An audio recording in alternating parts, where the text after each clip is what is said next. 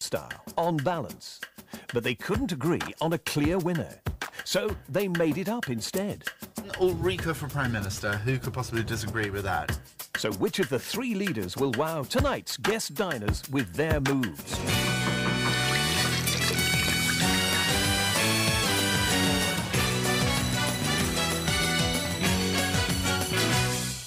Pre-recorded from Westminster, this is Strictly Come Wine With Me.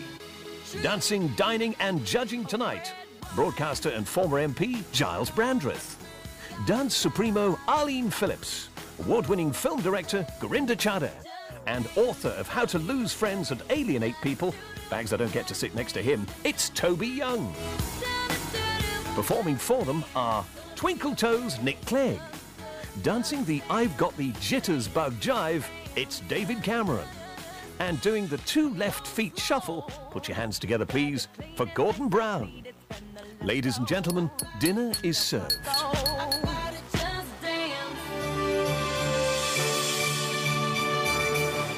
If it's all about style and PR, count me out.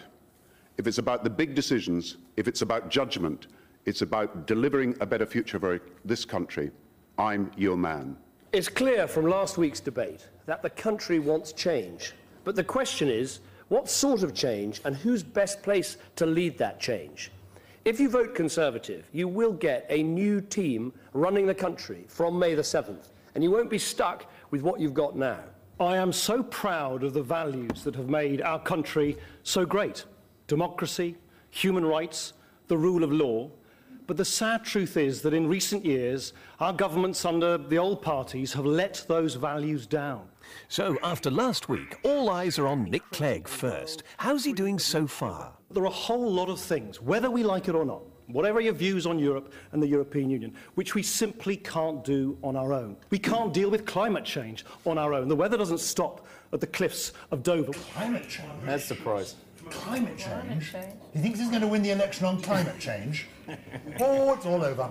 It's all over. From a director's point of view, yes, I would say that Clegg has the vote of sincerity there in the way that he's sort of talking. You know, he's talking very earnestly, he's talking, you know, very passionately, he's talking from the heart. Someone put it to me yesterday that what he does well is stealth posh, whereas Cameron is a little too conspicuously posh. This week's debate is on foreign affairs. How are they doing on policy? President Sarkozy of France, he stands up for France in Europe. Angela Merkel of Germany, she stands up for Germany in Europe. I would do exactly the same for Britain in Europe. Oh, this is better than better. He is attacking. He's going on the attack.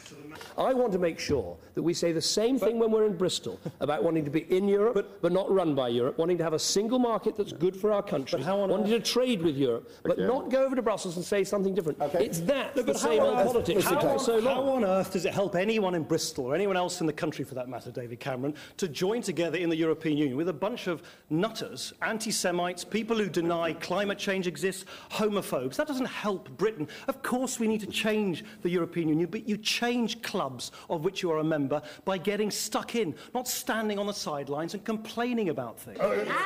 Gordon's got a joke. I think you know who these two guys remind me? They remind me of my two young boys squabbling at bath time. Next subject on the dance floor, Trident. And I say to you, Nick, get real. Get real, because Iran, you're saying, might be able to have a nuclear weapon and you wouldn't take action against them.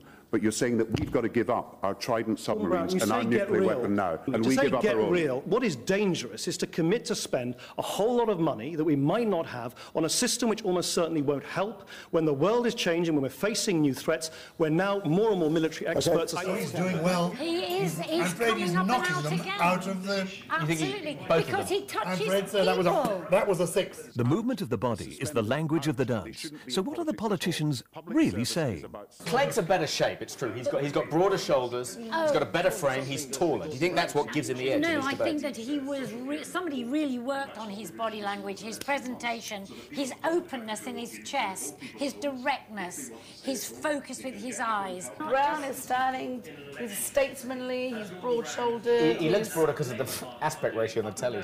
It takes two to tango, or is it three? Obviously, if there is a hung parliament, you know, we must be responsible. We must try and deliver the best government we can for this country.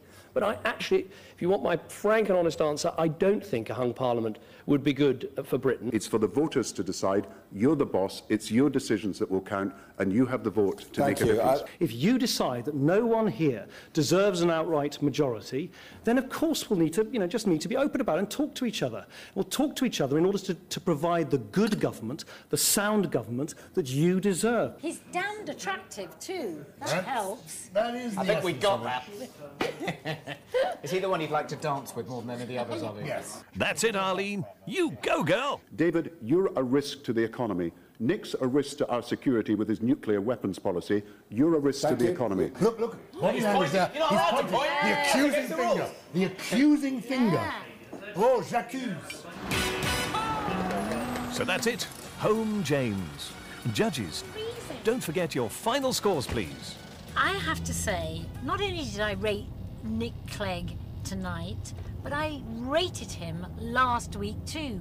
I think he's made this a three-party election, and good on him for doing that.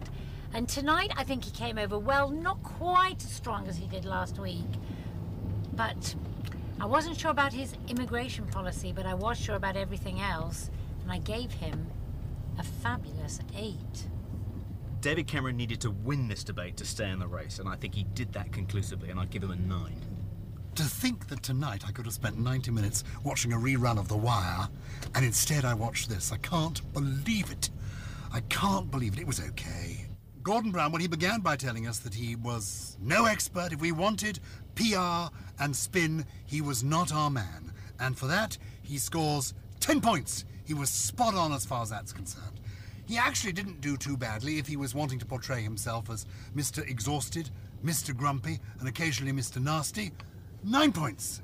But the final verdict, an exhausted old bruiser who's still standing. Not at all a bad performance. He survived. 7 points. So tonight's Strictly Come Wine With Me champion is...